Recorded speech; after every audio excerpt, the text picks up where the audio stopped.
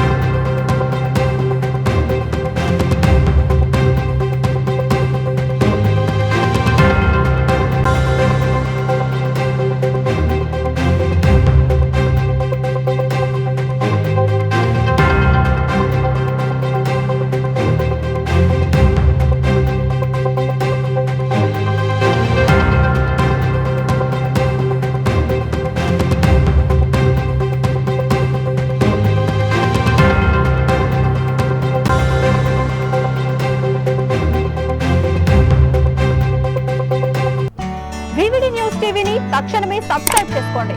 Notification కోసం bell icon click చేయండి. మరిన్ని అప్డేట్స్ కోసం ప్రతి ఒక్క కుటుంబానికి ఉచిత ప్రకటనలు వచ్చే విధంగా మీకోసం మీ ముందుకు వివిడి న్యూస్ టీవీని ఏపీ ఫైబర్ నందు 99వ ఛానల్ మరియు యూట్యూబ్ నందు వీక్షించెదరు.